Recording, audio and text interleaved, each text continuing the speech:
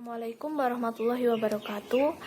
Di sini saya Nadelia Nurhaliza dan teman saya Alfianita Kusumadewi akan menyampaikan materi tentang overview dan pengertian bank, kemudian lingkup kegiatan usaha perbankan.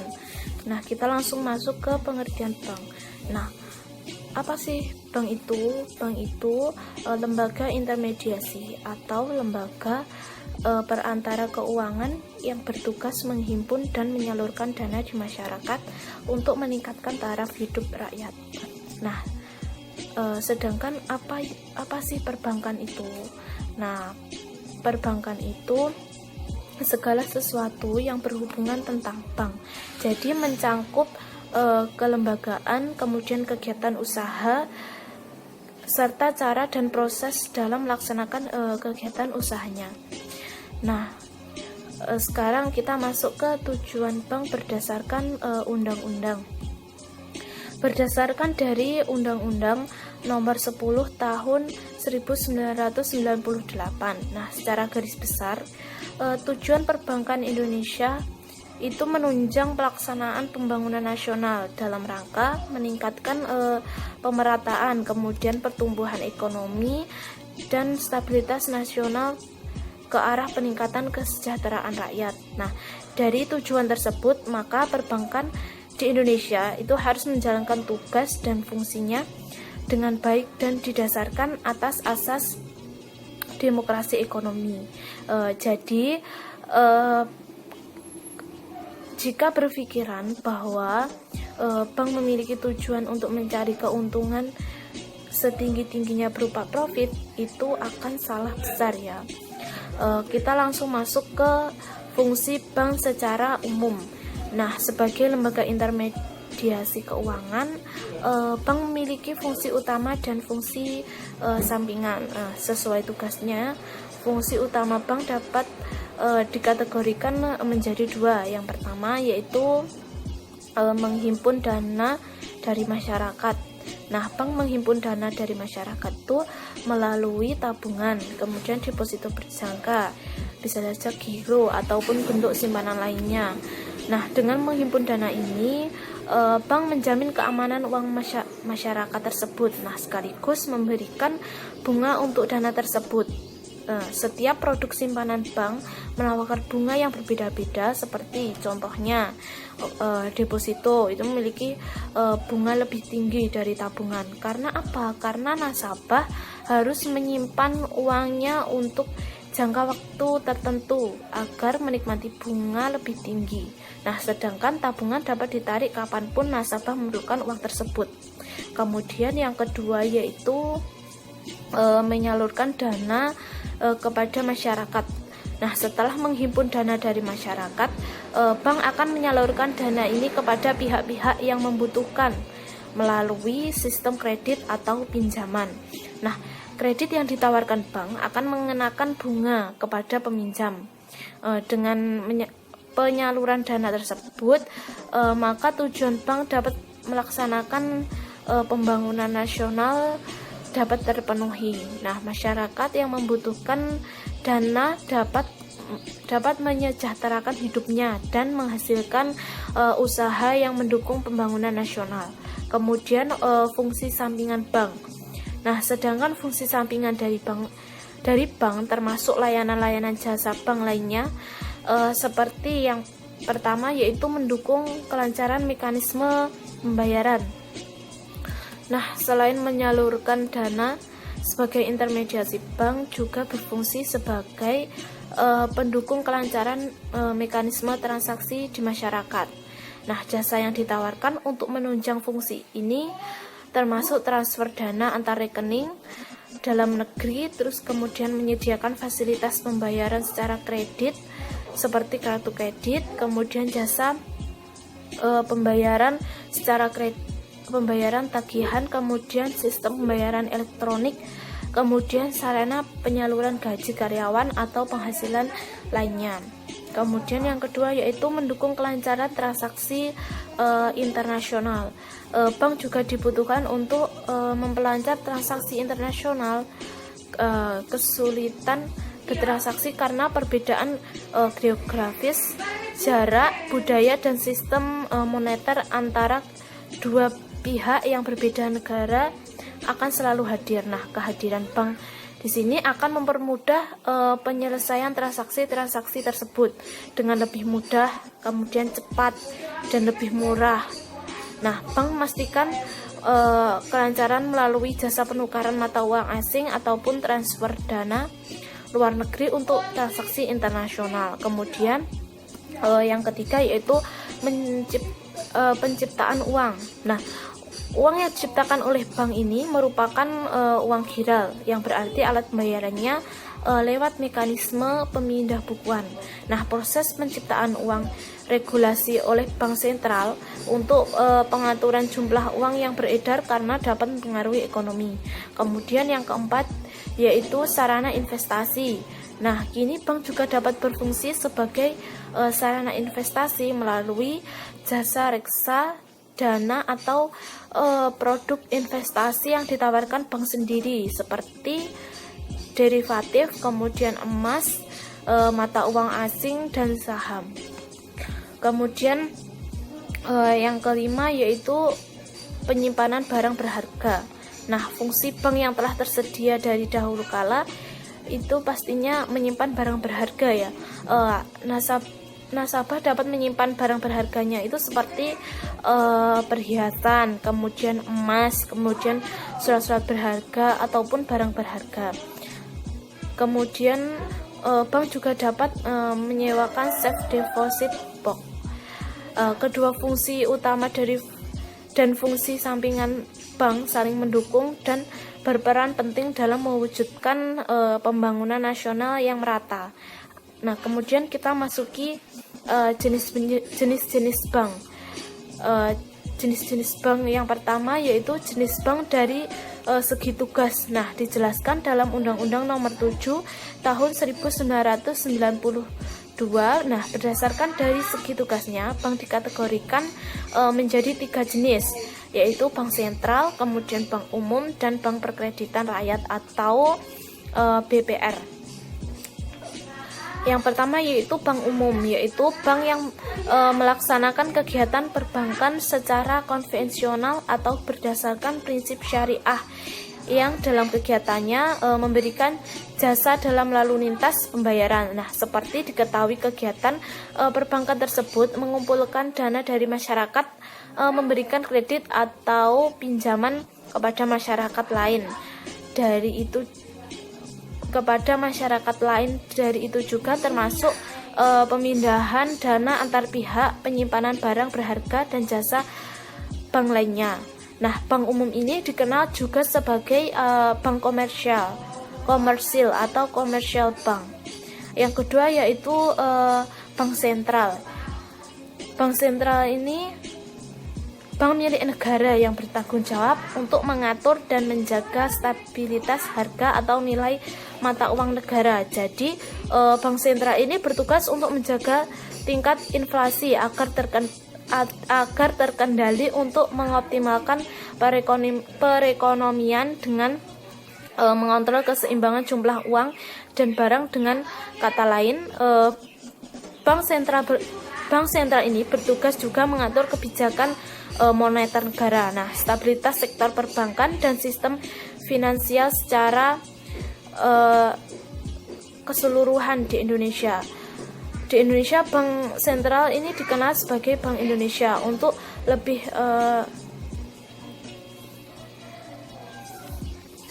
kemudian yang ketiga yaitu bank perkreditan rakyat atau BPR, yaitu bank yang melaksanakan kegiatan perbankan itu secara konvensional atau berdasarkan prinsip syariah, tetapi kegiatan tidak memberikan jasa dalam lalu lintas pembayaran. Jadi kegiatannya jauh lebih sempit dibandingkan bank umum. Nah, tugas BPR hanya terbatas pada penghimpunan dana dalam bentuk tabungan atau deposito dan penyaluran dana dalam bentuk kredit investasi, kredit modal kerja atau kredit perdagangan. Nah, Kemudian jenis bank dari segi kepemilikan. Nah, akta pendirian dan penguasaan merupakan dasar dari kepemilikan bank. Nah, bank dapat dikategorikan menjadi 4 jenis berdasarkan kepemilikannya. Yang pertama yaitu bank pemerintah. Merupakan bank yang sahamnya dimiliki sebagian atau sepenuhnya oleh pemerintah. Nah, contoh bank pemerintah itu yaitu Bank Mandiri, kemudian Bank Negara Indonesia, kemudian Bank Rakyat Indonesia, dan Bank Tabungan Negara. Kemudian yang kedua yaitu bank swasta. Ini merupakan bank yang sahamnya miliki sebagian besar oleh pihak swasta. Nah, contohnya Bank Sentral Asia, kemudian Bank Danamon, kemudian Bank Mega, terus Bank Bukopin, dan lain-lainnya. Kemudian yang ketiga yaitu bank asing. Nah, merupakan cabang bank dari luar negeri. Nah, hanya sahamnya dimiliki oleh pihak asing. Nah, contohnya seperti HSBC, kemudian Bank of China, terus Bank of America, terus Bank Bangkok, dan lain-lainnya. Kemudian yang keempat yaitu Bank Pembangunan Daerah.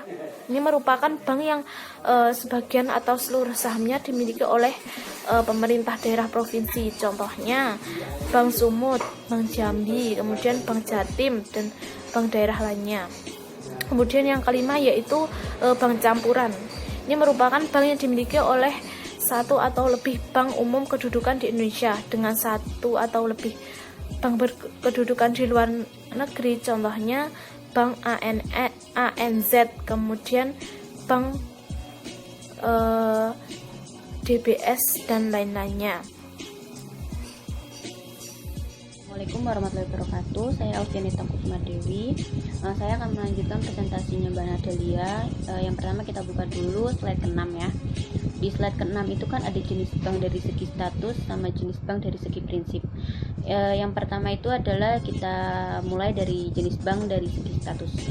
Yang pertama adalah bank devisa. Nah, bank devisa itu adalah bank yang melayani transaksi luar negeri atau yang berhubungan dengan mata uang asing. Contohnya itu kayak transfer ke luar negeri atau transaksi ke luar negeri. Nah, yang kedua itu adalah bank non devisa. Bank ini memiliki hak yang sama seperti bank devisa, hanya saja wilayahnya itu terbatas untuk negara tertentu. Itu bank non devisa. Yang selanjutnya adalah jenis bank dari segi prinsip. Yang pertama adalah bank konvensional sama bank syariah. Jadi yang pertama itu adalah bank konvensional. Bank konvensional itu bank yang melaksanakan kegiatan usahanya secara konvensional, di mana bank tersebut menerapkan harga sesuai tingkat suku bunga untuk produk simpanan atau kredit. Yang kedua adalah bank syariah. Bank syariah itu adalah bank yang menerapkan aturan perjanjian menurut hukum Islam. Jadi bank syariah itu beda dengan bank lainnya ya. Kalau bank syariah itu akan menerapkan aturan perjanjian kepada nasabahnya menurut hukum Islam gitu. Jadi beda. Selanjutnya kita menuju ke slide ke-7.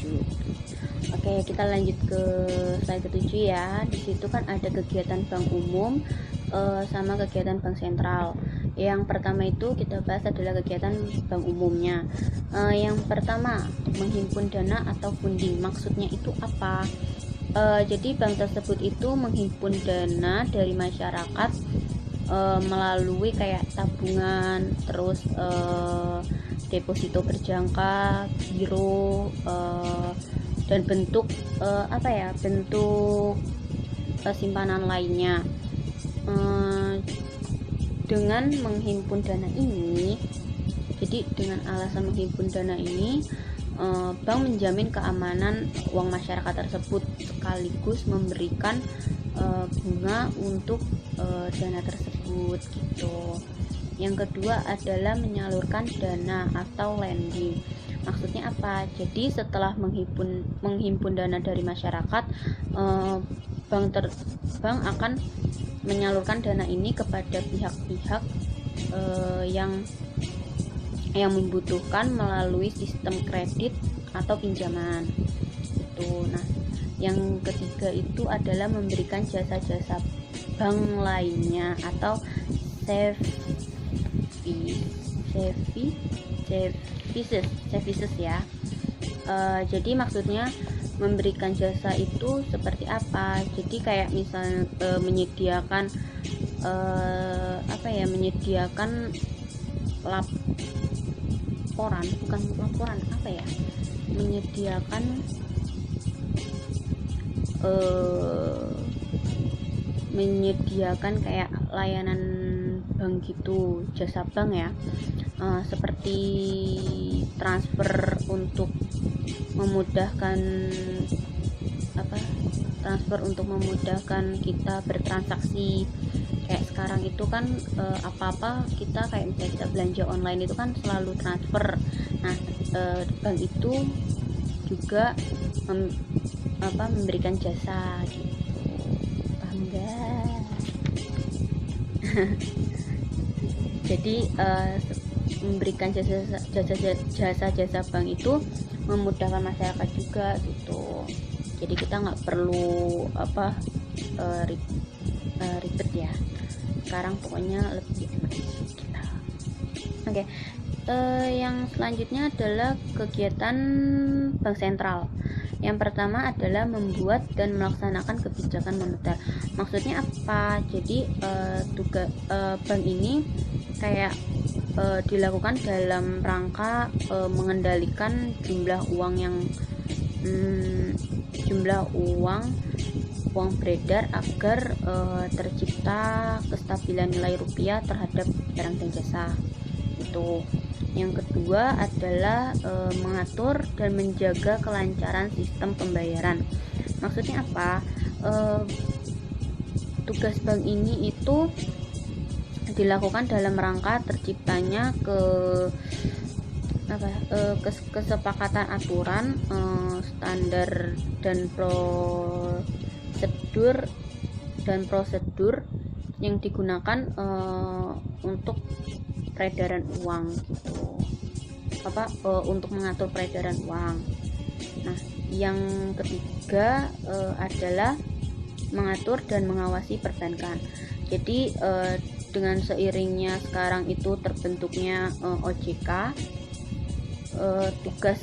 tugas pengawasan yang dilaksanakan oleh Bank Indonesia itu difokuskan kepada pengawasan makroprudensial. Makroprudensial itu pelaksanaan dimaksudkan untuk menjaga stabilitas sistem keuangan gitu. Tuh paham ya. Oke. Yang selanjutnya kita lanjut ke slide terakhir, slide ke-8 ya guys. Yang selanjutnya adalah slide ke-8, yaitu kegiatan bank perkreditan rakyat. Yang pertama itu adalah menghimpun dana hanya dalam bentuk simpanan tabungan dan simpanan deposito. Jadi bank perkreditan rakyat itu hanya menggunakan hanya